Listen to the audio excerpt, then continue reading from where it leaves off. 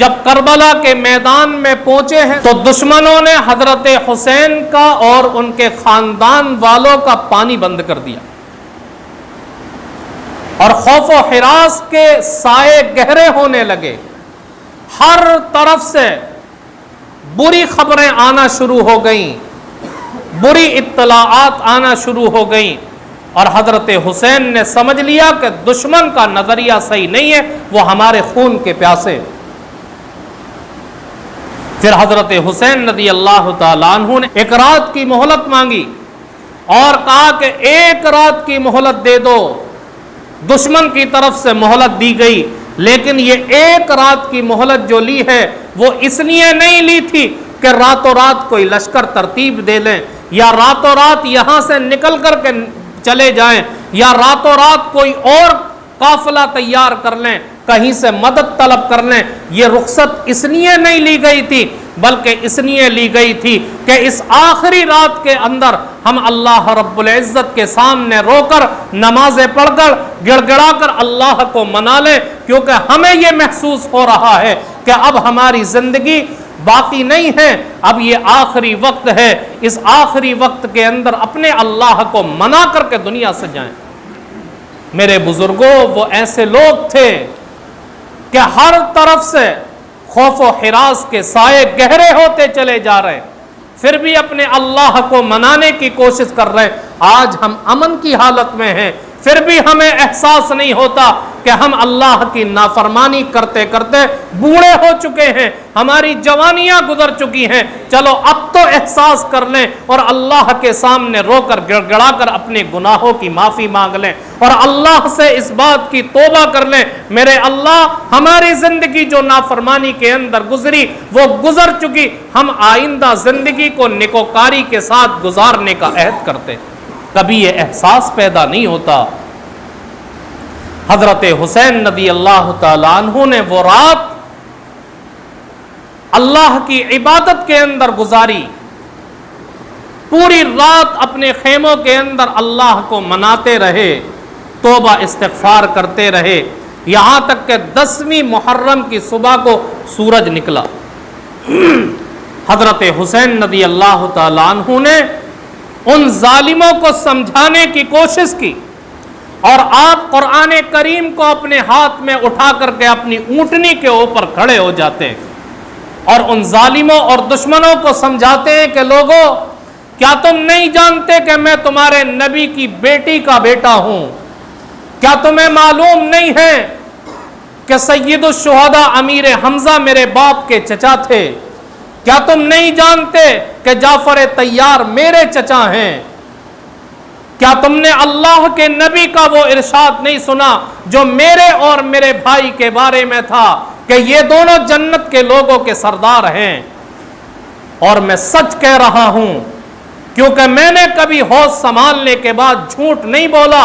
اگر تمہیں میری بات پر یقین نہیں ہے تو تمہارے درمیان ایسے لوگ ہیں جو اللہ کے نبی کی صحبت میں تھے، ان سے معلوم کرو کہ میرا یہ قول صحیح ہے کہ صحیح نہیں ہے۔ ہر طریقے سے حضرت حسین رضی اللہ تعالیٰ عنہ نے ان ظالموں کو سمجھانے کی کوشش کی اور اس بات کا تاثر دیا کہ لوگوں، تم کیوں مجھے قتل کرنا چاہتے ہو؟ کیا میں نے کوئی ظلم کیا ہے؟ کیا میں نے کسی کی جان لی ہے؟ کیا میں نے کسی کا مال چوری کیا ہے؟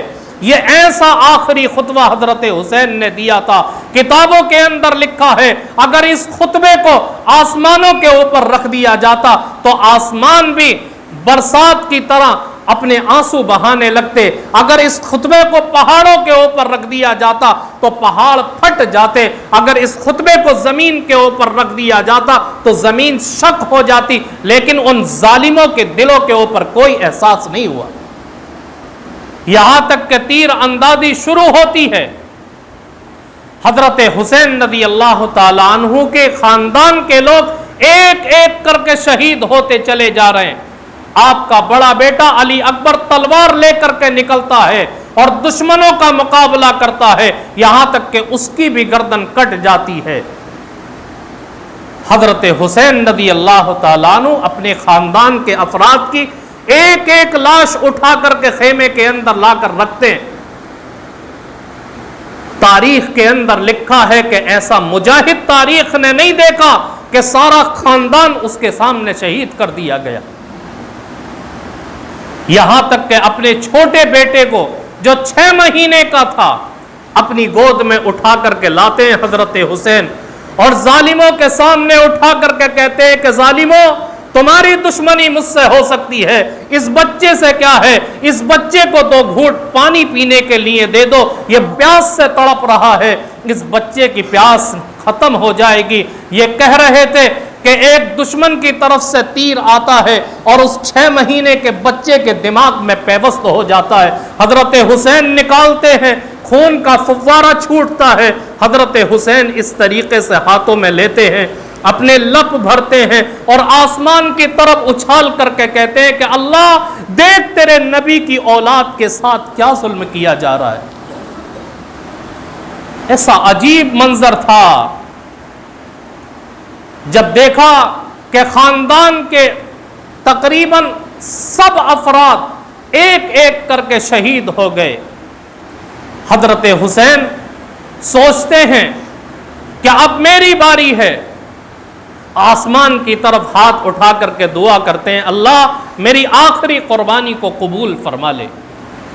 اور دشمنوں کے سامنے مقابلے کے لیے آتے ہیں. مقابلہ کرتے رہے پورا جسم زخموں سے چور چور ہو گیا، اور آخری وقت کے اندر آ کر کے ایک دشمن خدا حضرت حسین کے سینے پر بیٹھ کر کے آپ کے سر مبارک کو قلم کر دیتا ہے اور نیزے پر اٹھا کر کے لے آتا ہے. اور دشمنوں نے اسی پر بس نہیں کیا،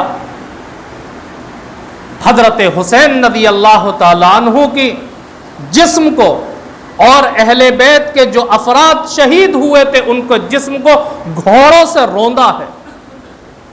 جب گھوڑوں سے روندا جا رہا تھا حضرت حسین کے جسم کو، تو خیمے کے اندر جو عورتیں موجود تھیں اہل بیت کی، ان میں دیکھ کر کے چیخو پکار مچ اٹھی.